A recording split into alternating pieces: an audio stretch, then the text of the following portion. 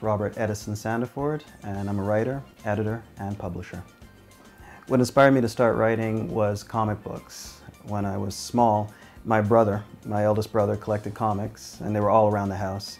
And I would pick them up, and sometimes gently, sometimes not so gently, and I would read through them.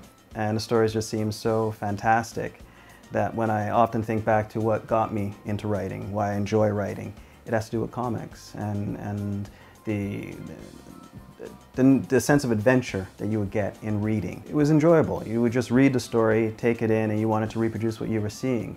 But then added to these stories were stories from my family, my father's uncles, my mother's side of the family as well. And these were stories told in Montreal basements.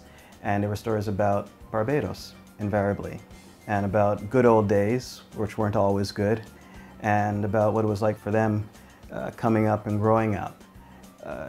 So then I started to not just want to tell, shall we say, other people's stories, I wanted to tell my stories. I wanted to tell the stories that I understood coming out of my family and that I understood were happening around me.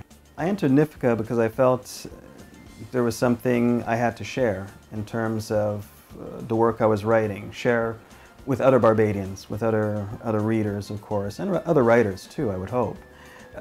There was also the attraction of the particular prize, and yes, the cash that was attached to it. I was aiming for gold. I was aiming for the top. I've been fortunate enough to reach there 3 times. So that was how I came to enter NIFCA.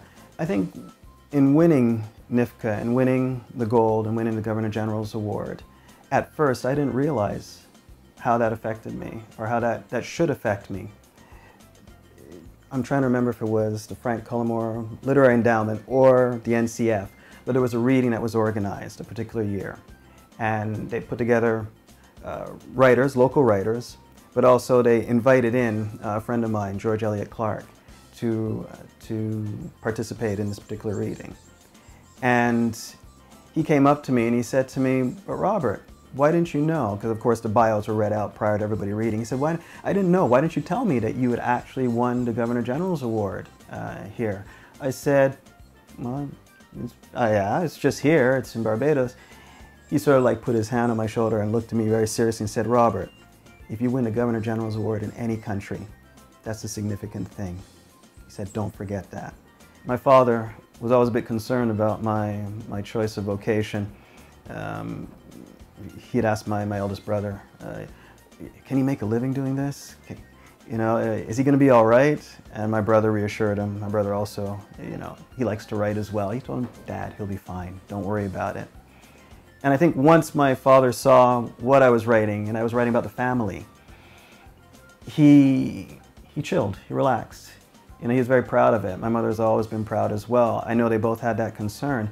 The advice I would give to somebody following on from that is to write what you believe in. Write what you feel will be a benefit to yourself, to your soul, but also to society. If you're writing not just as a hobbyist, you're writing to share. Make sure that what you share is of the highest quality possible.